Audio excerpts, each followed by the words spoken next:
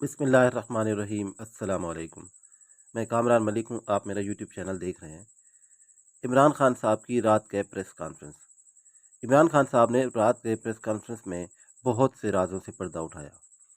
خاص طور پر انہوں نے کہا کہ اگر انویسٹیگیشن 9 مئی کا جو واقعہ ہے اس کی آزادانہ طور پر انویسٹیگیشن ہوتی ہے تو بہت سے جو اس میں چہرے چھپے ہیں، جو اس کے ذمہ دار ہیں، ان کا تعین کیا جا سکتا ہے۔ اس کے ساتھ عمران خان نے عمران ریاض خان کے بارے میں بھی بات کی کہ ان کو کس طرح جو ہے 35-36 دن سے جبری طور پر گمشدہ کیا ہوا ہے۔ مزید ان کا کیا کہنا تھا، آئیے سنتے ہیں۔ بسم اللہ الرحمن الرحیم۔ ایاک نعبد و ایاک نستعین۔ میرے پاکستانیوں، آج کل ایک انگریزی میں رین آف ٹیرر کہتے ہیں، خوف پھیلایا جا رہا ہے۔ ایک خوف کی فضا بنائی گئی ہے کہ جو بھی کوئی تحریک انصاف سے کچھ بھی اس کا کنیکشن ہو، رشتہ دار ہو، پولیٹکس سے کوئی کنیکشن نہ ہو، رشتہ دار بھی کسی تحریک انصاف والے کا ہو، کوئی بزنس پارٹنر ہو، یعنی کوئی بھی کسی کی کنیکشن تحریک انصاف کے ساتھ ہو، اس کے اوپر تشدد، ان کے اوپر ظلم، ان کی بزنسز بند، ان کے گھروں کے اوپر چھاپا۔ یعنی ایسی میں نے تو اپنی زندگی میں اس طرح کے کبھی حالات نہیں دیکھے۔ ہم صرف پڑھتے ہوتے تھے، فلموں میں دیکھتے تھے کہ جو ہٹلر کا جرمنی تھا، جس کو نازی جرمنی کہتے ہیں، ادھر ہم اس طرح کی چیزیں سنتے تھے کہ رات کے چھاپے پڑ رہے ہیں، رات کو گھس گئے ہیں ہتھیار پکڑے ہوئے لوگ 69 شہریوں کے پاس، اور ان کو گھر توڑ دیا، ان کو پکڑ کے لے گئے، جس کو پکڑنے آئے اگر وہ نہیں ہے تو جو مرضی ملا اس کو پکڑ کے لے گئے۔ یہ ہم تب سنتے تھے کہ ایک دم غائب ہو جاتے تھے لوگ، پتہ ہی نہیں چلتا تھا کدھر گئے ہیں۔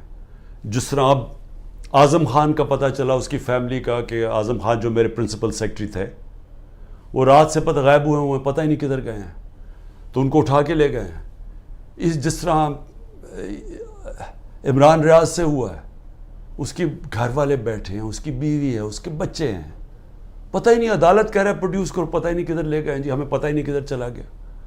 اور یہ کتنی اور کہانی ہے، گھروں میں آتے ہیں، کہیں سے اٹھا لیتے ہیں، لے جاتے ہیں، غائب کر دیتے ہیں۔ اور ہماری عدالتیں، اور میں آج سلام کرتا ہوں ان ججز کو جو اس ساری مشکلات اور دھمکیوں کے باوجود، ججز کو دھمکیاں دی جاتی ہیں، ان کو بھی بتایا جاتا ہے کہ آپ کی ٹیپیں ہیں، آپ کا یہ ہے، آپ کی ہمارے پاس فائلیں بنی ہوئی ہیں، ان کو بھی بلیک میل کیا جاتا ہے۔ تو اس کے باوجود کئی ایسے ججز کھڑے ہیں کہ اس کے باوجود وہ پورا انصاف دینے کی اور اپنے شہریوں کو پروٹیکشن دینے کی، ان کی حفاظت کرنے کی کوشش کرتے ہیں۔ اور میں نے تو خود دیکھا ہے ججز کو کہ کئی ججز کس طرح کھڑے ہوئے ہیں، ان مشکل بربریت کے دور کے اندر بھی وہ کھڑے ہوئے ہیں۔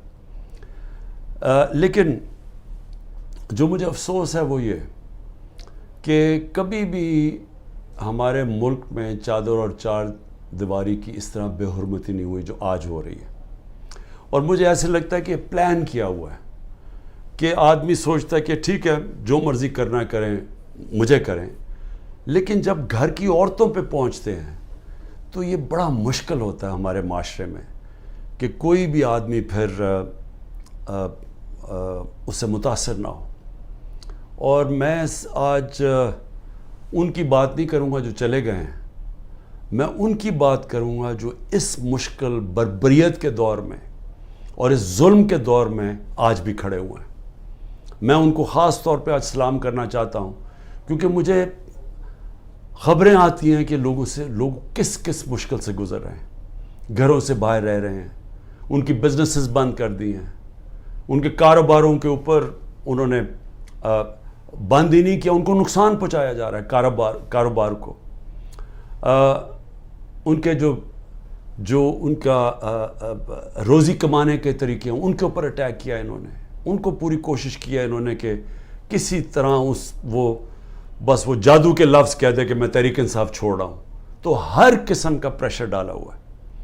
تو میں ان کو آج سلام کرنا چاہتا ہوں جن کے گھر توڑے ہیں انہوں نے، اور اس کے باوجود وہ بھی آج کھڑے ہیں، اور جنہوں نے اپنے بیوی بچے چھپا دیے ہیں کہیں، کیونکہ یہ عورتوں پہ پہنچ جاتے ہیں۔ اور میں یہ جب مجھے یعنی میں کبھی نہیں سوچتا تھا کہ میرے ملک میں یہ وہ دور آئے گا کہ عورتوں کو استعمال کیا جا رہا ہے صرف ایک چیز کہ کسی نہ کسی طرح عمران خان کا ساتھ چھوڑو. یعنی ایسی کبھی میں نے نہیں سوچا تھا کہ کسی ملک میں بھی ایسے ہوگا کہ صرف اس کو ایک آدمی کو شکست دینے کے لیے یا ایک آدمی کو کیونکہ ہم نے کانٹا لگا دیا ایک آدمی پہ وہ نہ واپس آ جائے, اس کے لیے ہر قسم کا حربہ جس میں عورتوں کو استعمال کیا جا رہا ہے, بچوں کو استعمال کیا جا رہا ہے. عامر مغل ہمارے اسلام آباد کے وہ ایک کارکن تھے. اب میں یہ آپ کو اس لیے بتا رہا ہوں کہ یہ کہا ہے نا کہ جی 9 مئی کو جو ہوا تو اس کی وجہ سے سزا مل رہی ہے. نہیں, یہ 9 مئی سے پہلے سزا مل رہی تھی. 9 مئی کو تو ایک بہانہ مارا گیا. اور میں پھر سے آج کہتا ہوں کہ جس وقت انڈیپینڈنٹ انویسٹیگیشن ہوئی اور اس کے اوپر انڈیپینڈنٹ انویسٹیگیشن ہونی چاہیے کیونکہ کسی کو حق نہیں پہنچتا جج, جوری اور ایکسیکیوشنر بننے کا. آپ کا ایک موقف ہے, ہمارا ایک موقف ہے. ہمارا موقف ہے کہ یہ پورا سیٹ اپ تھا, یہ پوری تیاری تھی, پہلے سے سب کچھ پری پلان ہوا تھا. جان کے مجھے اس طرح پکڑا گیا کہ ایک ریاکشن آئے, اس ریاکشن کے اوپر پہلے سے پلان بنا ہوا تھا. اگر پلان نہ بنا ہوتا تو ایک دم 10,000 لوگوں کو کون پکڑ سکتا ہے 2 دنوں کے اندر, جبکہ پہلے سے لسٹیں نہیں بنی ہوئی تھی, پہلے سے تیاری نہیں تھی, پہلے سے پولیس کو حکم نہیں دیا ہوا تھا کہ تم نے ادھر ادھر جانا ہے. یہ تو پہلے پلان ہوا تھا سب کچھ. اور ہم کہہ کے تھک گئے ہیں کہ کیوں نہیں اس کے اوپر انویسٹیگیشن ہوتی. سب سے پہلے تو پولیس چیف کو پکڑیں. کیا تھا, یا آئی جی جو پنجاب تھا یہ دندناتا پھر رہا ہے, اس کو کیوں نہیں پوچھتے کہ کیا ہوا تھا جب اتنی دیر 2 گھنٹوں کے اندر ایک قافلہ آ رہا تھا وہاں سے لبرٹی چوک سے, اس کو بھی نہیں پوچھا.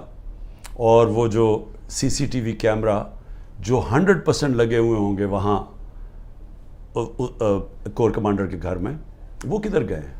ان کے اوپر کیوں نہیں کوئی ایویڈنس آئی؟ کیوں نہیں وہ جو عسکری بلڈنگ جلائی گئی ہے وہاں آئی وٹنس ہے, اس نے کہا جو لوگ تھے وہ تحریک انصاف کے تھے ہی نہیں جو جلا رہے تھے, اس کے اوپر کیوں نہیں کوئی انکوائری ہوئی؟